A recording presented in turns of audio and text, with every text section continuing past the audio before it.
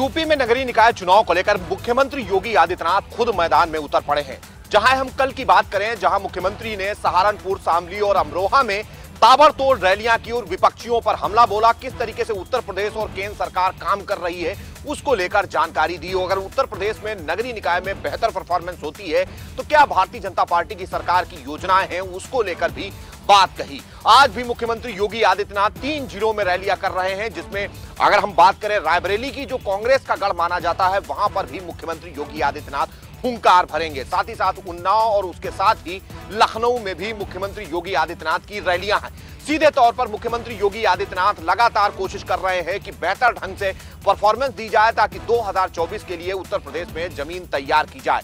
यही एक वजह है कि मुख्यमंत्री योगी आदित्यनाथ लगातार प्रचार की कमान खुद अपने हाथों में लिए। निकाय चुनाव से पहले बाराबंकी में समाजवादी पार्टी में शुरू हुई बगावत। पूर्व विधायक राममंगल रावत ने अपने सैकड़ों समर्थकों के साथ दिया इस्तीफा। आपको बताते चले, जहां पर एक और बाराबंकी में निकाय चुनाव में समाजवादी पार्टी अपने जीत के दावे कर रही है, वहीं समाजवादी पार्टी के कार्यकर्ताओं व नेताओं में बगावत शुरू हो गई है। दरअसल पूर्व विधायक राममंगल रावत ने उस वक्त इस्तीफा दिया जब निकाय चुनाव को लेकर प्रत्याशियों का नामांकन चल रहा था।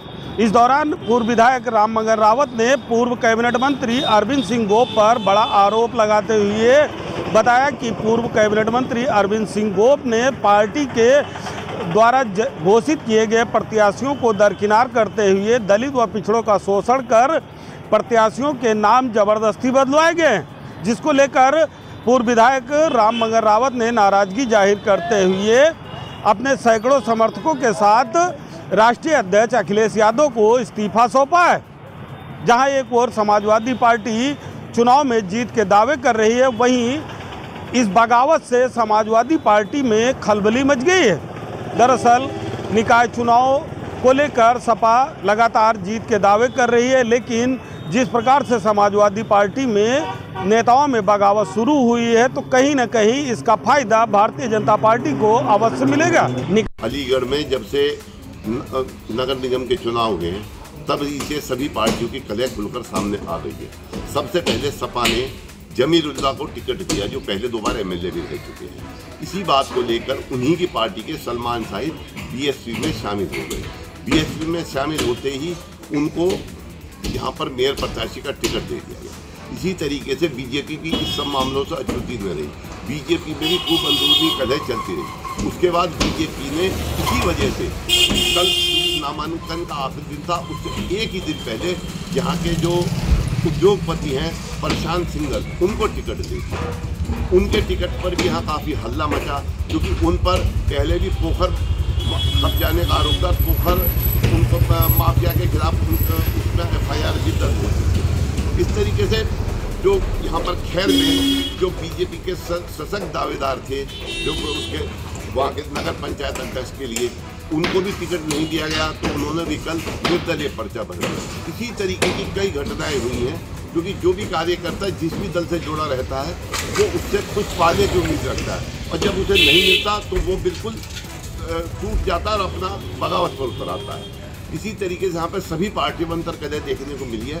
अब देखना हो कौन पार्टी यहाँ से मेयर जीतती है और कौन नगर पंचायत के चुनाव जीतती है। टिकट बंटवारे को लेकर राजनीतिक पार्टियों में घमासान मचा हुआ। वहीं बीजेपी की बात करें तो सहारनपुर में कल युवा कार्यकारिणी ने सामूहिक इस्तीफा दिया था, तो दूसरी तरफ साहिबाबाद में सुनील शर्मा जो कि विधायक है, उनके ऑफिस पर कार्यकर्ता मारपीट करते हुए नजर आए थे। यदि मोदी नगर की बात करें तो यहाँ पर भी घमासान होता दिखाई दे रहा है। यहाँ पर बीजेपी से नामित प्रत्याशियों के सामने जो उनके कार्यकर्ता हैं बीजेपी के, उन्होंने ताल ठोक दी है। और अब देखना ये होगा कि किस तरह से जो कांता गर्दम है, कल वो कह रही थी जो राज्यसभा सांसद हैं कि वो जो उनके हुए कार्यकर्ताओं ने मना लेंगे, किस तरह से वो उन्हें मना पाएंगे, ये सबसे बड़ी चुनौती होगी बीजेपी के। 4 मई को फिरोजाबाद में मतगणना होनी है। मतगणना के साथ साथ यहाँ नगर निगम का निकाय चुनाव है। अगर चुनाव को दृष्टिगत देखते हुए अगर आप फिरोजाबाद की बात कहें तो यहाँ पहले चरण में चुनाव होना है, और साथ ही में यहाँ चुनाव के साथ साथ यहाँ जो निकाय चुनाव है और तमाम ऐसी समस्याएं हैं जो निकाय चुनाव को लेकर होती हैं, जो जगह जगह पर जो, क्योंकि पहले 2017 में जो चुनाव हुआ था उसमें यहाँ महापौर बीजेपी की नूतन राठौर थी। यहाँ पर बीजेपी की एक और प्रत्याशी जो घोषित की गई हैं वो इस वक्त अगर प्रत्याशी की बात कही जाए तो प्रत्याशियों के बारे में और ज़्यादा अफवाहें शहर में फैल रही हैं और कामनी राठौर बीजेपी प्रत्याशी बनाई गई हैं। अगर देखने की बात ये होगी कि तमाम जो लोग हैं यहाँ ताल ठोक रहे हैं, निर्दलीय प्रत्याशियों ने भी ताल ठोकी है और जो सपा सरकार है उन सपा के लोगों ने भी ताल ठोकी है, कांग्रेस ने भी ताल ठोका है और तमाम ऐसे दल के लोग हैं जो आप पार्टी है, कांग्रेस है, बसपा है, सपा, इन सभी लोगों के राजनीतिक मिलकर इन्होंने एक ताल ठोकी है। और देखने की बात ये होगी कि 4 तारीख को यहाँ मतगणना होनी है और 13 तारीख को यहाँ रिजल्ट आएगा। आखिरकार कौन बनेगा यहाँ का। शामली जनपद में नगर पालिका के चुनाव का दौर शुरू हो चुका है। भाजपा ने 10 कैंडिडेट अपने पूरे जनपद में उतारे हैं और जिसमें कि 3 नगर पालिकाएँ और 7 नगर पंचायतें हैं जिनका सीधा मुकाबला गठबंधन से है। अगर गठबंधन की बात करी जाए तो गठबंधन में हर जगह प्रत्याशी बहुत मजबूती से चुनाव लड़ रहा है। भाजपा ने भी कोई कसर नहीं छोड़ रखी अपने प्रत्याशियों के जो पक्ष में मुख्यमंत्री योगीनाथ भी वोट आकर कैंपिंग कर चुके हैं। वहीं अगर देखा जाए आज तक का इतिहास है कि शामली में जब भाजपा जो है कि सत्ता में रही है कोई भी प्रत्याशी उनका जीत कर नहीं आया। वहीं थाना भवन की अगर बात करी जाए तो थाना भवन में भी पूर्व कैबिनेट मंत्री जो सुरेश राणा हैं उनकी प्रतिष्ठा दांव पर लगी है। उनका भी प्रत्याशी बहुत जोर शोर से चुनाव लड़ रहा है। लेकिन गठबंधन की स्थिति जहां तक उम्मीद है कि गठबंधन के प्रत्याशी भी कहीं किसी चीज़ में पीछे नहीं दिखाई दे रहे। यूपी बीजेपी अपना लोक कल्याण संकल्प पत्र बहुत जल्दी जारी करने जा रही है। आपको बता दें Bharatiya Janata party smart city, हर घर जल से नल केसरी के तमाम ऐसे मुद्दे उस संकल्प पत्र में रखेगी। भारतीय जनता पार्टी की केंद्र की 9 साल की सरकार और भारतीय जनता पार्टी उत्तर प्रदेश में योगी सरकार के 6 साल पूरे होने बाद जिस तरीके से मोदी योगी की डबल इंजन की सरकार ने भारतीय जनता पार्टी में रहते हुए जिस तरीके से गरीब कल्याण, महिला सुरक्षा को लेकर जो काम किए हैं उसका भी इसमें बखान किया जाएगा। साथ ही साथ आपको बता दें महिला रोजगार को लेके, महिला सुरक्षा को लेके, बेरोजगारी का जो मुद्दा है उसको लेके, स्मार्ट सिटी को लेके, साथ ही साथ जिस तरीके से स्ट्रीट लाइट और स्मार्ट सिटी में जिस तरह की सुविधाएं होती हैं उनको कैसे पूरा किया जाएगा ये भी इस संकल्प पत्र में जारी होगा। ट्रिपल इंजन की सरकार के वादे के साथ भारतीय जनता पार्टी 2024 के पहले निकाय चुनाव जो कि सेमीफाइनल के तौर पर माना जा रहा है उसको लेके ये संकल्प पत्र बहुत जल्दी ही जारी करने। उत्तर प्रदेश में नगर निकाय चुनाव का बिगुल बज चुका है। सभी पार्टियों ने अपना कैंडिडेट डिक्लेयर कर दिए।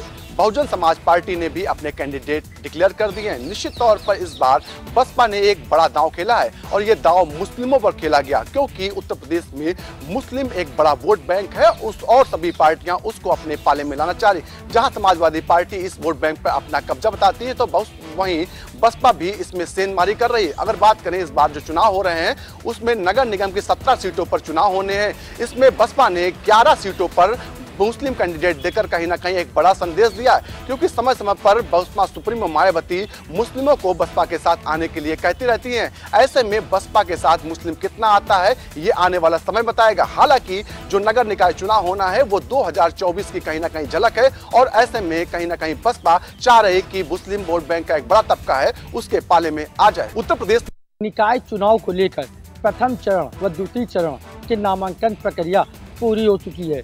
सभी राजनीतिक दल के मेयर प्रत्याशी हों या पार्षद प्रत्याशी अब वो जनता के बीच जाकर अपनी जीत का सेहरा बांधने के लिए जुट गए हैं। लगातार उन मुद्दों को याद दिला रहे हैं जनता को कि वह उन मुद्दों को पूरा करेंगे और जिसको लेकर उनकी जीत पक्की हो सके। लेकिन इन सभी के बीच में एक नया मुद्दा समाजवादी पार्टी के मेयर प्रत्याशी वंदना वाजपेयी सामने लेकर आई हैं। वो कानपुर की जनता के बीच जा करके बंटी टैक्स का नाम ले रहे हैं। आखिर यह बंटी टैक्स क्या है उन्होंने एक्सप्लेन किया। उनका कहना है कि इससे पहले जो सत्ता पे रहे जो लोग बैठे थे उन्होंने कुर्सी के दम पर बंटी टैक्स की वसूली करी है। ये चाहे वो रेहड़ी वाले हों, चाहे वो दुकान वाले हों या ठेले वाले हों, उन सभी से बंटी टैक्स के नाम पर वसूली की गई है।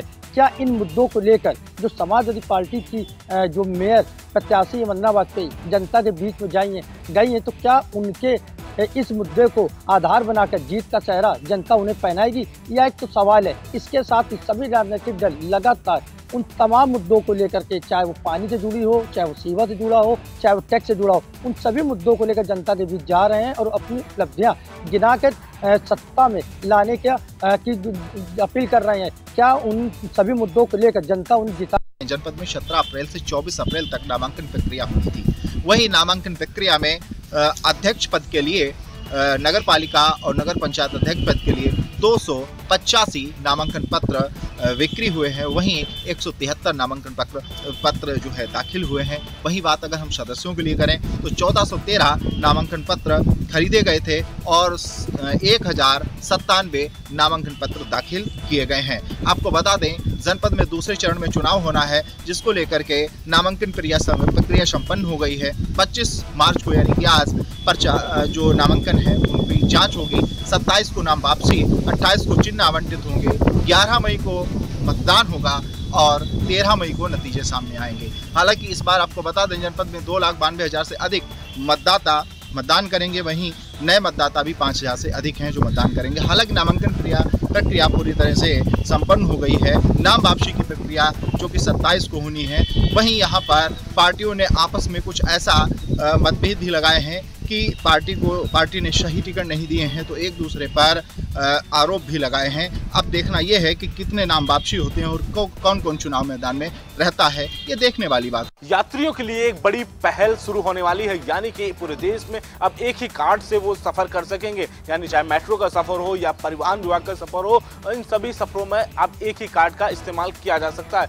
यानी कि जिस तरीके से पहल तैयार की जा रही है, उसमें NCMC कार्ड की बड़ी योजना बनाई जा रही है। इसको लेकर के डिजाइन भी आज जो है प्रस्तुत कर दी जाएगी। यानी कि अब एक ही कार्ड के माध्यम से लोग जो है सफर कर सकेंगे। यानी 16 लाख लोग जो है दैनिक जो रोजगार की जीवन में रोजाना चलने वाले के लिए काम आते हैं, उनके लिए काफी फायदा इसका पहुंचने वाला है।